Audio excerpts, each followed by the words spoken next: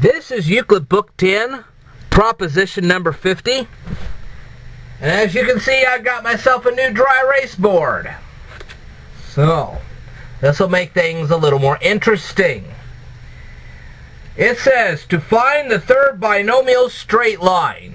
By having this new dry erase board, I am able to show you through better illustrations exactly what I'm talking about. I know you've had some confusion in the last few proofs, so I decided to go ahead and do it this way. Let two numbers AC, CB. Well, here's AC right across here, and here's CB right across here. Be set out such that the sum of them, AB has to BC, the ratio which a square number has to a square number. So in other words, as hang on just a second. As AB is to BC, then a square number is to a square number. Okay? But has not to AC a ratio which a square number has to a square number. So, in other words, the ratio AB to AC is not a ratio to from a square number to a square number. Okay?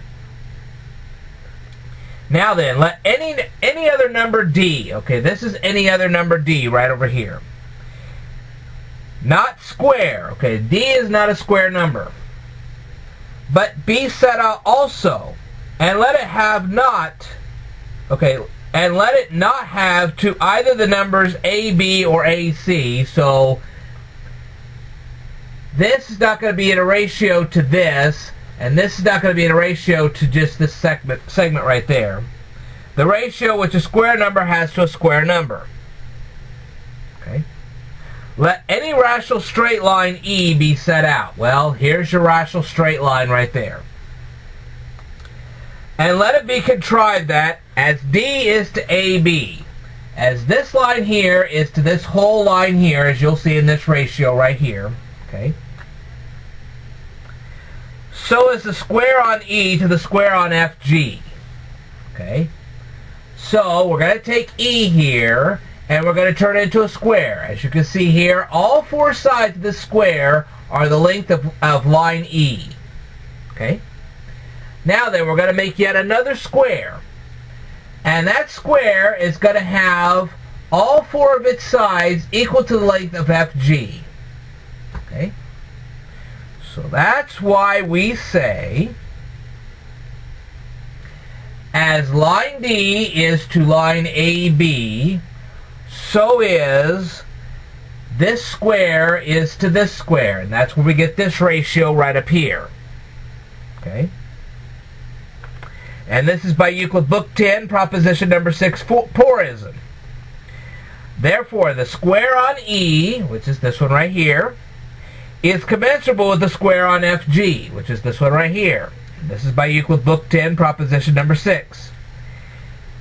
And E is a rational line. Therefore, FG is also a rational line.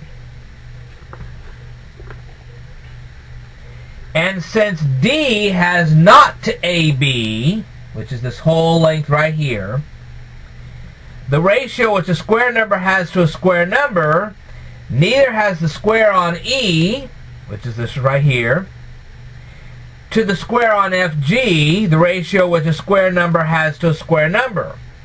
Therefore, E, the length of E, is incommensurable with the length of FG. And this is by Euclid Book 10, proposition number 9.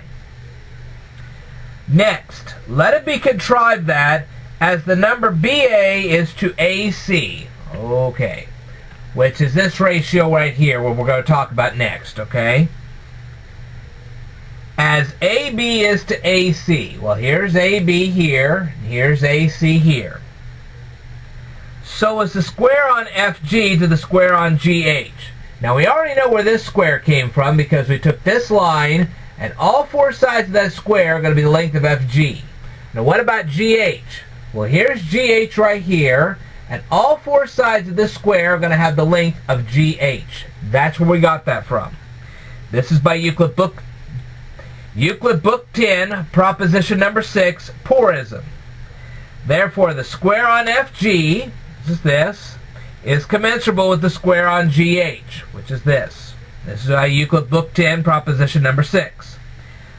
But FG is rational. Okay? So length of FG is a rational length right here. Therefore, GH is also rational. So this is a rational length right here. And since AB has not to AC, as this whole length here has not to this length, the ratio which a square number has to a square number, neither has the square on FG, okay, to the square on GH, the ratio which a square number has to a square number. Therefore, FG, the length of FG, is incommensurable in length with GH. So this line here is incommensurable with this line right here. And this is by Euclid Book 10, proposition number 9. Therefore, FG and GH are rational straight lines commensurable in square only. The only time that FG here and GH here, the only two times that these lines are commensurable is when you square them. So these are commensurable, the lengths are not. Okay? Therefore, the length of FH, which is this whole length from here to here, that is a binomial. I say next that it is also a third binomial straight line. For since, as D is to AB, we're going back to this one right here. Okay? As D is to AB, so is the square on E to the square on FG. That's this ratio right up here. And we'll explain this again.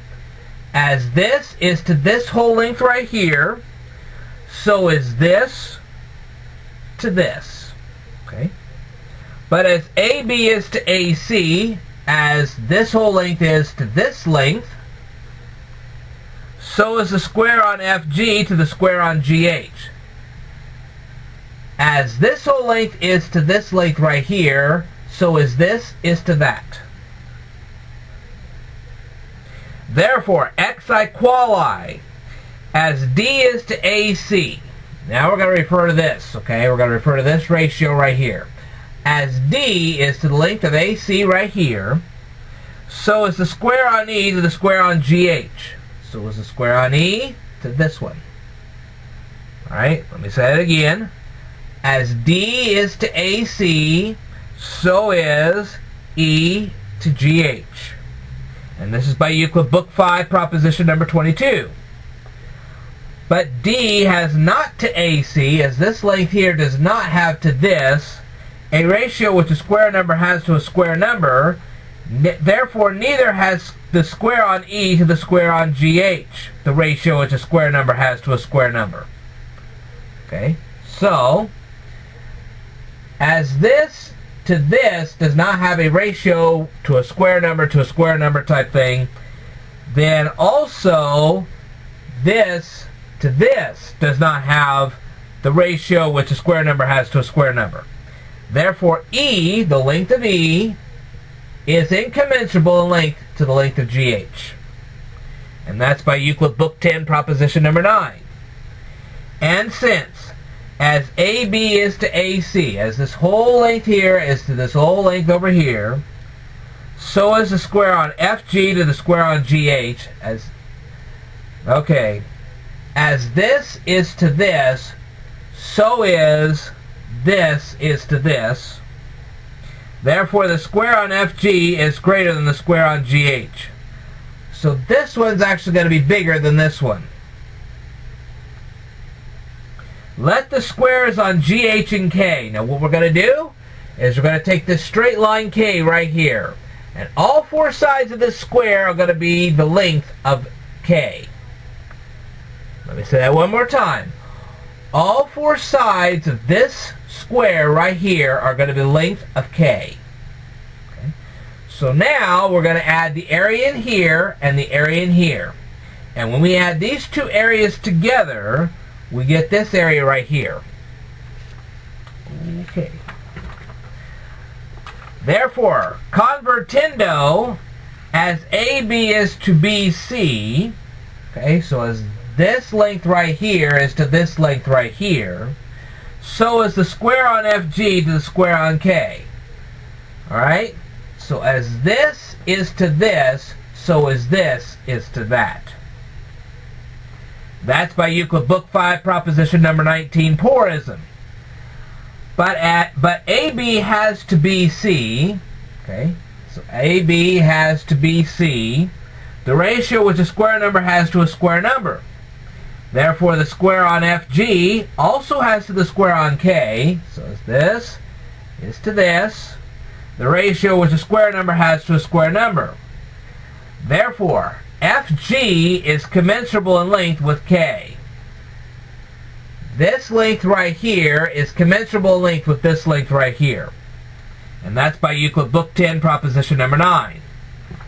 Therefore, as if we hadn't heard enough, the square on FG, okay, so we're going to take this length, going to make this square, okay, so the square on FG is greater than the square on GH by a square on a straight line commensurable with FG. So this is bigger than this by this. And FG, GH are rational straight lines. Okay, so this is a rational straight line, so is this. And they are commensurable in square only. Okay, so this length is not commensurable with this length. However, this square is commensurable with this square. And neither of them are commensurable in length with E.